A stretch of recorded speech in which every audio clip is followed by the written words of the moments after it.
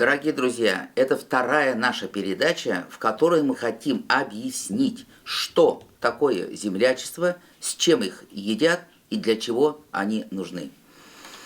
Вот мы создали 8 землячеств. Нижегородское, Башкирское, Татарстан, Пенза, Мордовия, Ульяновск, Самара. Теперь мы на этой неделе продолжаем этот наш путь по созданию землячеств. Это все делается в честь 25-летия штаба. Мы создаем землячество Санкт-Петербурга, Оренбурга, Екатеринбурга.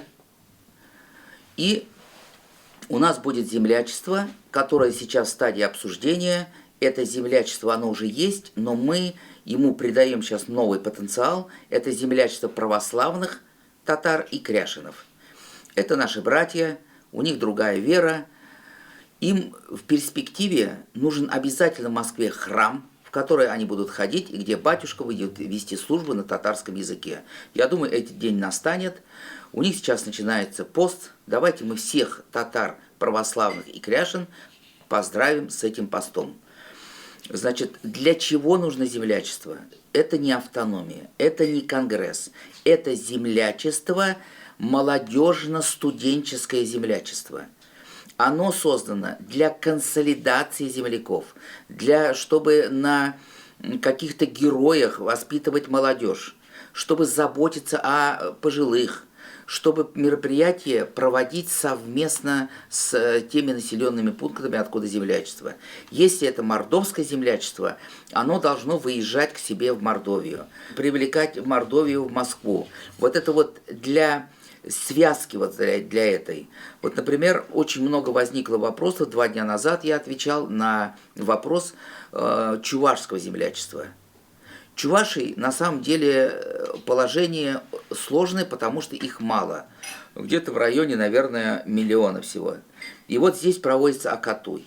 Это большая помощь этому празднику Акатуй будет, вот это наше землячество. Это общение.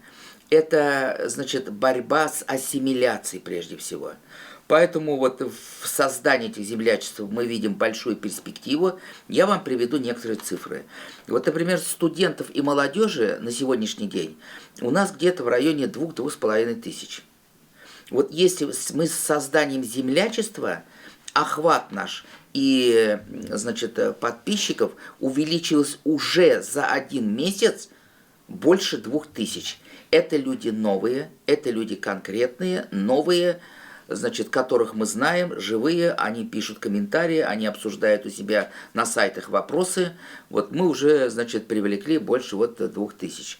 Мы ожидаем вот в связи с этими новыми землячествами и еще 2000. Итак, значит, мы думаем, что до конца года у нас в землячествах будет состоять студентов и молодежи в районе 10 тысяч.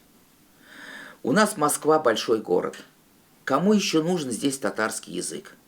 Кто и заботится? Кому мы его оставим потом, этот татарский язык? И вот мы хотим среди этих землячеств, среди этой молодежи выявить лидеров, выявить людей, идеологов, носителей татарского языка. Это тоже проще сделать у себя в каждом землячестве. Поэтому подписывайтесь на землячество, приглашайте своих знакомых. Значит, будем вместе проводить мероприятия. Я думаю, что время какое-то пройдет, становление, и все поймут, что землячества были нужны, необходимы, и за ними большое будущее.